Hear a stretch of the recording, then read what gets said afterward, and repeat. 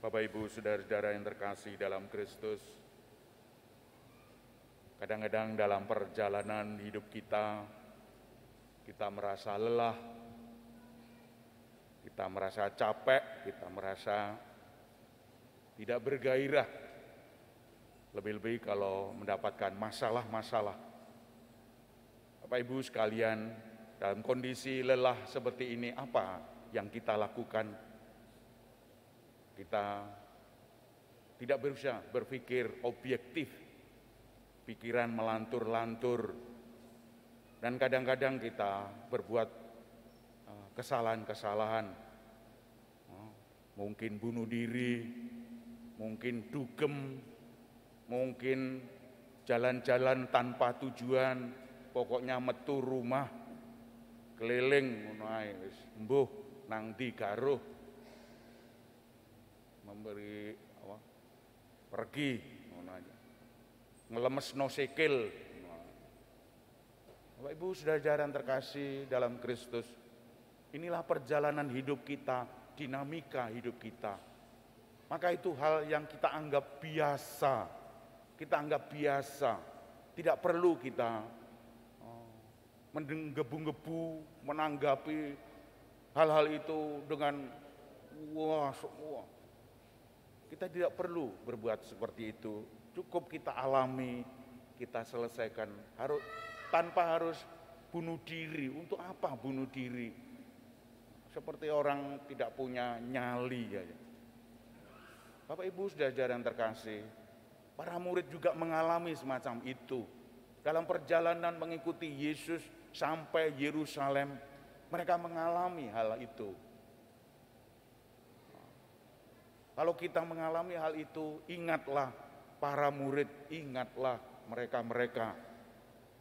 Bahkan mereka-mereka sudah berjasa diterpa masalah-masalah sangat lebih berat daripada kita. Dan mereka tetap eksis. Dan mereka akhirnya dipanggil oleh Tuhan. Itulah perjalanan. Namun Yesus sungguh-sungguh indah. Di tengah-tengah perjalanan yang berupa dinamika ini, naik turun, suka dan duka, Yesus memberikan kegembiraan mereka. Dia menampakkan transfigurasi, berubah rupa. Pakaiannya bercahaya, wajahnya seperti matahari. Maka Bapak Ibu kalau mendapatkan penampakan seperti ini, ingatlah itu Yesus. Wajahnya kok seperti pakaian putih, wajahnya tidak jelas, bersinar terang, aduh silo saya. Itu Yesus. Tidak pernah setan menampakkan seperti itu. Setan paling setan. Yesus itu. Maka yakinlah kamu. Pandanglah dia. Supaya kita mengalami beatifika, kegembiraan di dalam memandang Tuhan seperti cahaya, seperti matahari itu. Oleh karena itu Bapak Ibu, itulah yang harus kita lakukan. Dan kisah ini ditempatkan dalam dua kisah sengsara. Kisah sengsara yang pertama, kisah sengsara yang kedua, yang tengah-tengah ini adalah transfigurasi.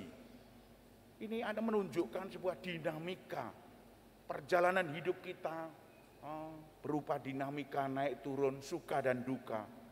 Dan ini Yesus pandai-pandainya menyemangati hidup mereka. Meskipun kita masih di dunia ini mampu menampak, Yesus mulia seperti itu. Saya lebih semangat untuk mengikuti dia. Inilah yang harus kita tiru, mengikuti dia, bersemangat. Karena jagoan kita, mereka menang seperti itu. Berbicara dengan Musa dan Elia. Wah, Yesus sudah bahagia. Kita semangat untuk mengikuti itu. Karena jagoan kita di depan itu, waduh semangat kita. Bapak Ibu saudara yang terkasih, Kita tidak perlu menghiraukan kanan kiri kan yang tidak genah itu. Kita melihat Yesus seperti itu. Oleh karena itu tidak mudah untuk mendengarkan bunyi-bunyian sana sini. Wala itu gombal, wala itu ngelamunan, wala itu. Wah, enggak usah ditiru. Cukup kalau hati Bapak Ibu tergerak untuk melihat transfigurasi seperti itu. Lihatlah wajah Yesus yang bercahaya. Oleh karena itu Bapak Ibu, kita harus bersemangat, kita harus tetap menjalankan hidup ini dengan sebaik-baiknya. Seperti bacaan pertama tadi, Abraham disuruh pergi ke, sebetulnya tidak jelas kemana ini. Pergilah, kamu akan kutunjukkan. Memang akhirnya kita tahu dari kitab suci, ya ke Kanaan. Namun sebelumnya kita tidak tahu dari mana kemana. Dan juga ditunjukkan janji-janji Allah kepada Abraham. Kamu akan menjadi bangsa yang besar. Kamu akan menjadi terberkati. Orang-orang yang memberkati kamu adalah orang-orang yang terberkati. Itulah janji-janji Allah yang sampai seperti itu. Bapak Ibu, saudara-saudara terkasih, mendengar itu, wah langsung semangat. Tapi tidak jelas kemana. Inilah meskipun tidak jelas, dia bersemangat melakukan perjalanan itu. Oleh karena itu, perjalanan kita seperti itu. Meskipun kita tidak tahu kemana, ya jelas ke Allah Bapa perjalanan kita, Yerusalem itu. Tapi kita tetap semangat untuk mengikuti itu, mengikuti Yesus semacam itu. Oleh karena itu kita tidak putus asa, kita terus meskipun kondisi kadang-kadang tidak jelas, kabur karena dunia membelokkan kita, mau kemana ini, waduh kok dibelokkan ke sini, wah enggak. Kita maksudnya jalan terus. Namun seperti itu Tuhan tetap membimbing kita, Tuhan tetap menunjukkan jalan kita, asal kita bergerak terus. Oleh karena itu Bapak Ibu, kita tidak putus asa untuk melihat hal ini. Yang kedua, bahwa Allah Bapa memproklamirkan Yesus. Memproklamirkan Yesus. Inilah putra kesayanganku, dengarkanlah dia. Lihat, tidak ada dalam bacaan kitab suci mana saja Allah Bapa menyebut Yesus putraku yang terkasih, dengarkanlah dia. Tidak ada. Hanya dalam kitab suci Injil. Oleh karena itu Bapak Ibu, ini kita mempunyai pegangan yang sangat indah untuk kita semua. Bahwa Yesus sungguh Allah, sungguh manusia, putra Allah. Dan putra bersama dengan Bapa menyatu. Aku dan Bapa adalah satu. Kepunyaanku, kepunyaan Bapa, kepunyaan Bapa, kepunyaanku menyatu. Dan itu adalah Yesus yang satu, yaitu Allah sendiri. Oleh karena itu Bapak Ibu, kita harus bangga mempunyai Yesus.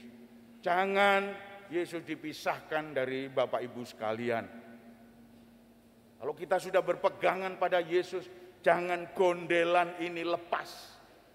Kita tetap gondelan meskipun diterjang ombak sana sini, tetap gondelan Yesus. Mesti Yesus akan membantu kita. Amin. Dan ini adalah pegangan kita. Kalau kita tidak bisa gondelan pegangan Yesus seperti itu, kita sekurang-kurangnya pegangan dengan orang-orang yang melihat Yesus, yang cenderung kepada Yesus Dan ini kita akan selamat. Masih dalam perahu Yesus kita akan selamat. Asal tidak di perahu yang lain, tetap dalam perahu Yesus. Oleh karena itu tetap kita meskipun gonjang-ganjing di sana sini tertimpa bahaya, kena letusan Pertamina, pelumbangan, tetap ada jalan. Kita tetap jalan. Oleh karena itu Bapak Ibu, hidup ini memang suka dan duka silih berganti. Tapi mereka yang tetap setia kepada Yesus akan selamat, akan selamat. Oleh karena itu hikmah dari peristiwa ini tidak lain adalah kita harus turun gunung. Seperti para murid tadi turun gunung dan menjalankan perintah-perintah Tuhan ini. Pertama bahwa mengakui Yesus sebagai Allah. Mengakui Yesus sebagai Allah. Allah Bapa yang kita puja-puji. Dan kita hadirnya Yesus ini dalam sakramen-sakramen. Sakramen-sakramen inilah yang menunjukkan Yesus hadir dalam diri kita.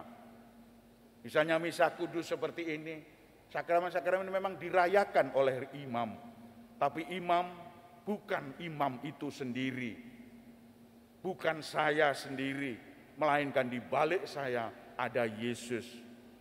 Yesus itulah yang membimbing Bapak Ibu sekalian. Dalam sakramen baptis juga demikian, yang membaptis Bapak Ibu bukan romo, bukan imam. Yesus sendiri yang membaptis Bapak Ibu. Dalam sakramen perkawinan juga demikian, yang menyaksikan pemberkatan, yang memberkati Bapak Ibu, bukan imam itu. Imam hanyalah sarana, hanyalah pinjaman, hanya dipinjam oleh Yesus untuk karya-karyanya. Dan sekarang mulai teologi baru berkembang untuk kita pun bisa, awam pun bisa menghadirkan Kristus di dalam kancah pergaulan sehari-hari. Karena kalau hanya imam terbatas, imam jumlahnya berapa terbatas, maka saudara-saudari para awam bisa menghadirkan ini. Para suster, para burder, Bapak Ibu sekalian, asal tahu caranya membaptis, tahu caranya misa kudus, tahu caranya menikahkan itu. Oleh karena itu kita harus bisa menghadirkan Kristus di dalam kancah. Dan juga kita bisa ajur-ajer mancolo putro, mancalai putri. Kita menjadi Kristus karena kita bisa hidup seperti Kristus di dalam pergaulan sehari-hari. Dalam masyarakat kita mengembangkan ini. Dan yang terakhir Bapak Ibu Saudara, kita harus menghadirkan Kristus dalam keluarga kita. Ardas tahun 2023 menekankan soal kehadiran Kristus dalam keluarga. Biarlah keluarga menikmati kehadiran Kristus itu melalui bapaknya, menghadirkan bapaknya mudah mendengarkan, menyapa anak-anaknya, baik-baik pada anak-anaknya. Dengan istri, ibu-ibu, ayo kita menghadirkan Kristus dalam anak-anak kita. Kita panggil anak-anak, kita doa, mari kita berdoa. Mau makan berdoa, mau tidur berdoa. Apa saja mau berdoa. Jangan dibiarkan anak-anak itu main HP, Ayo berdoa. Kadang-kadang ada berdoanya. Bapak Ibu, anak-anak juga bisa menghadirkan Kristus di dalam kancah sehari-hari dalam keluarga itu. Kalau anak-anak setia kepada Tuhan, yaitu anak-anak harus pandai-pandai menjaga dirinya, tidak terpengaruh oleh lingkungannya. Anak-anak harus jeli, tidak perlu ikut-ikutan. Kalau kita diajar untuk anak-anak, kalau kita diajar harus mendengarkan, harus setia, tidak sibuk main HP, tidak nanti main HP kalau sudah selesai. Oleh karena itu Bapak Ibu, saudara-saudara yang terkasih, mari kita menghadirkan Kristus di dalam diri kita supaya transfigurasi menunjukkan kepada penghayatan kita akan wajah Allah yang seperti matahari, yang silau untuk kita. Jadi di tengah-tengah hidup kita harus menunjukkan wajah Allah seperti itu di dalam hidup sehari-hari. Oleh karena itu Bapak Ibu, mari kita hening sejenak, kita mohon ampun di hadapan Tuhan karena kita sering lalai untuk melaksanakannya.